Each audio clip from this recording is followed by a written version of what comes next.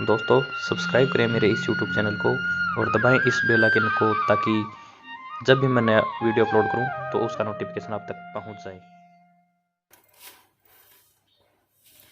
आज का अपना निबंध है मेरी प्रिय पुस्तक रामचरितमानस। बच्चों, रामचरितमानस रामायण का ही दूसरा नाम है, इसको रामचरितमानस कहते हैं। तो कोई भी निबंध लिखते हैं सबसे पहले उसकी प्रस्तावना लिखेंगे। भूमिका। महात्मा गांधी ने राम राज्य स्थापित करने की उच्च भावना को जगाने वाली प्रेरणा शक्ति को रामचरितमानस पुस्तक थी। जो महात्मा गांधी में राम राज्य स्थापित करने की जो प्रेरणा मिली थी वो कहाँ से मिली थी? रामचरितमानस पुस्तक से। इस पुस्तक को कवि तुलसीदास का अमर स्मारक माना जाता है, क्योंकि कवि तुलसीदास द्वारा रचित यह रामचरितमानस है, इसलिए तुलसीदास को अमर स्मारक कहा जाता है।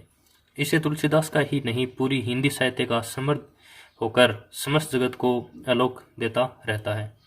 जो संपूर्ण हिंदी साहित्य का संपूर्ण साहित्य जगत है उसको एक प्रकार से प्रकाश देता रहता है। मेरी प्रिय पुस्तक। रामचरितमानस मेरी प्रिय पुस्तक है। इसमें कृति के मूल संदेश पत्नी का पति के प्रति, भाई का भाई के प्रति, बहू का सास ससुर के प्रति और पुत्र का माता पिता के प्रति कर्तव्यों के बारे में पता चलता है। तो बच्चों, इसके अंदर जो पत्नी का पति के प्रति, भाई का भाई के प्रति, छोटा भाई है उसका बड़े भाई के प्रति, बहू का सास ससुर के प्रति और पुत्र का माता पिता के प्रति जो कर्तव्य होता है उसके बारे में बता गया है। इसके अलावा ये हिंदी साहित्य का वो कुसुमित फूल है, यानी वो सुगंधित फूल है जिसकी सुगंध से तन मन में एक अनोखा सुगंधित संचार होता है। यह ग्रंथ दोहा चौपाई से लिखा हुआ है। इस ग्रंथ में क्या है? दोहा भी हैं और चौपाई भी इसके अंदर हैं। एक महाकाव्य है जिसमें 7 कांड, इसके अंदर 7 कांड, इसको बोले तो ये 7 भाग भी बोल सकते हैं, जिनमें बाल, अयोध्या, अरण्य, किष्किंधा, सुंदर व उत्तरकांड है। 2 भाग और भी हैं इनके अंदर जिनको लव व कुशकांड भी कहा जाता है।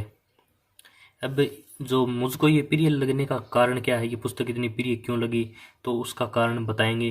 तो बहुत ही अच्छा निबंध है ये। यह ग्रंथ अवधी भाषा और दोहा चौपाई से लिखा गया है, यानी इसके अंदर जो भाषा है वो अवधी भाषा है और इनके अंदर दोहा और चौपाई दोनों हैं।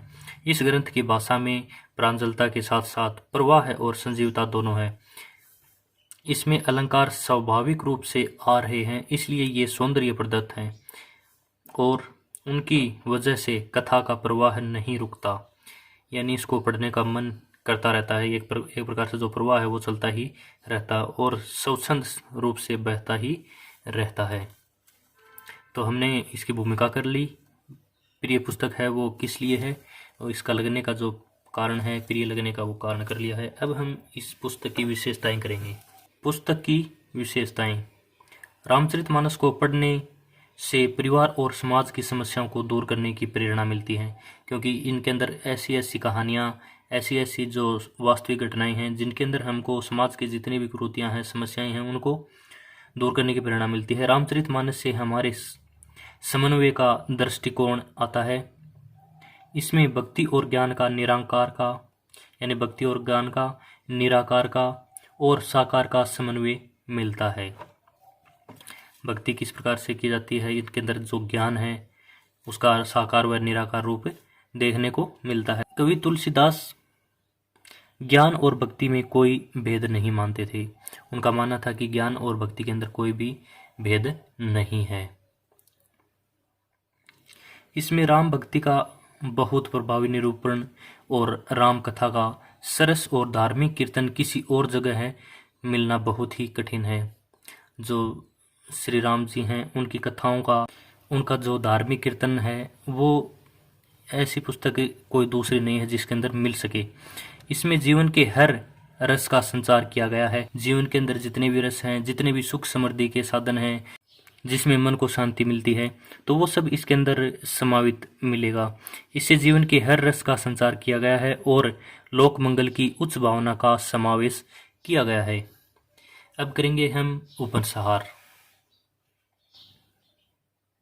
मेरे विचार में कालिदास और शेक्सपियर के ग्रंथों का जो साहित्यिक महत्व है, चाणक्य नीति का जो राजनीतिक क्षेत्र में महत्व है, जो मान है, बाइबिल, कुरान, वेद आदि का जो धार्मिक सत्य है, वह सब कुछ अकेले रामचरितमानस में समाविष्ट है। यानी इन सभी का जो ज्ञान है, इन सभी की जो बातें हैं, वो सब एक प्रकार से रामचरितमानस के अंदर समाहित है या समाविष्ट किया गया है।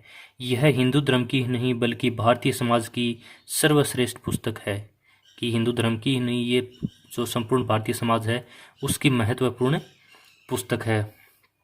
यही कारण है कि यह इसमें मुझे बहुत सर्वाधिक प्रभावित किया है, कि सबसे ज़्यादा इस पुस्तक ने मेरे को प्रभावित किया है।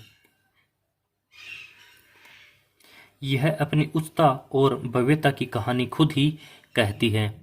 इसी वजह से यह मेरी प्रिय पुस्तक है, रामचरितमानस यानी रामायण।